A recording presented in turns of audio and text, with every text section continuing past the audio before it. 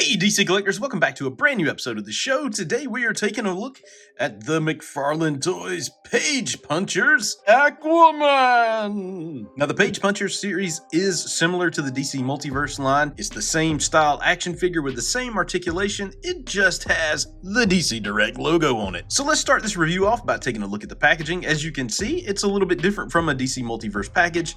Nice window box in the front, big DC logo at the bottom. Back of the package gives you a look at the figure and the comic that you are getting inside this package, and yes, it does come with a comic. Right side of the box, left side of the box, top and the bottom. With a look at the packaging out of the way, let's go ahead and rip this guy open. I'll probably read the comic first, and then we'll do the review. Here is Aquaman out of the package, and as you can see, he comes with several accessories, so let's take a look at each one. First up, he comes with this nice black disc base with the DC logo on it, just like pretty much every McFarlane figure does. Comes with a cool trading card with the black outline. You know, normally this looks different for a DC Multiverse figure.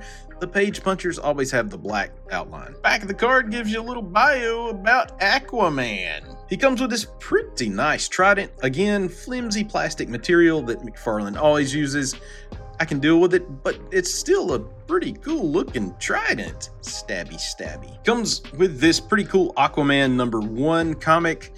This one is by Sean Ryan and Jose Luis, I think is how you pronounce it.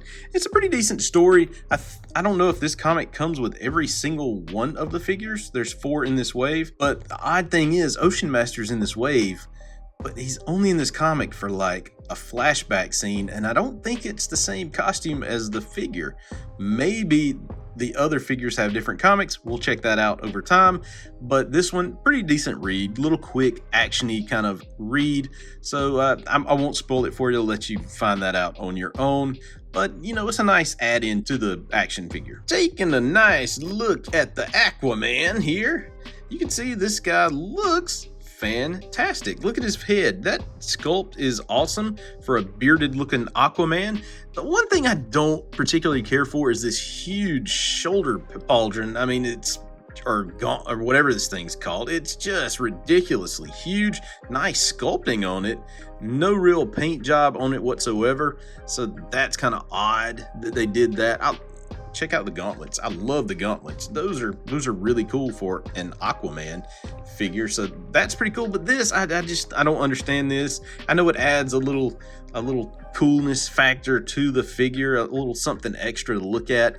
I don't like it. Pants look awesome. Awesome detail in the sculpt there. You can see, if I get real close, look at the hiney. You can see all the sculpting details on there, on the green, on the pants, just look really cool. Lots of cool little, you know, I don't know if that's Atlantis type symbols or whatever, but that looks pretty cool. I even like the fins on the back of the boot. I don't like that stupid ball joint. I thought they would get away from that, but they haven't. Overall, just great action figure. Love this chainmail.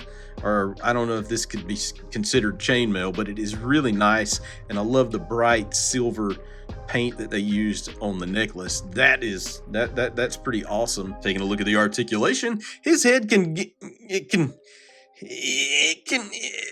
ain't going nowhere. Check that out. That hair is keeping his head from moving back at all. Forwards, he can look down as far as his beard will allow. Side to side, he's got some pretty nice tilt to him and some moving around and all that kind of good stuff. His head, you're not going to get him to turn because of this big shoulder pauldron, and the hair on the back of his head he's not going to get a 360 turn out of that. Arms rotate all the way around, and of course you get some movement forward and backwards due to this filler piece here. Arms rotate all the way around. Double jointed elbows to get the face palm. Hands rotate all the way around and can move up and down. He's got nice rotation up here at the top, so he can really get some pretty nice movement. He can, look at that. That's pretty far back.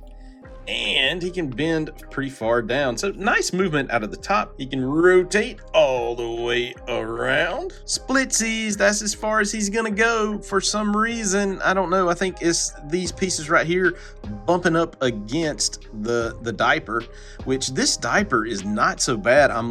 I'm kind of liking this looks like maybe a newer diaper. See how it goes up higher up on the hip?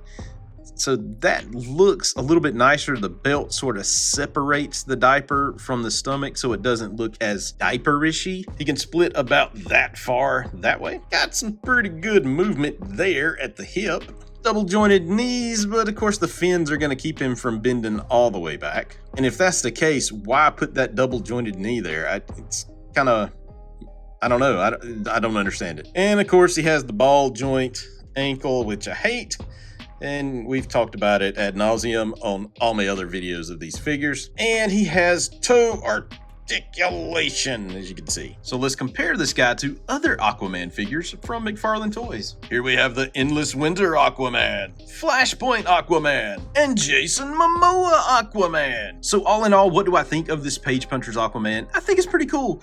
Actually, it is a pretty nice action figure. It's a pretty nice Aquaman figure, to be honest. Again, some of the negatives are that big, huge shoulder pauldron, and I know that's sort of one of those things that's licensed on the figure. It may work for some, may not work for others. To me, it doesn't work. If that were not on there, which I know it looks like you could probably take that off pretty easy if you really wanted to. You could probably cut through that, or at least remove the head, remove the arms, and then you could take that off. And then you would have, to me, just a super fantastic Aquaman action figure. But all in all, for $24.99, I think it's pretty much, you're getting a good buy for it. An action figure, a comic, comes with a trident, a card, and a display base. You can't ask for much more for $24.99. All right, folks, if you like what I'm doing, if you like these reviews, you find them informative, please hit that like button, that subscribe button, share this content. I sure would appreciate it. Check me out at dccollectors.com each and every day, where I'm trying to catalog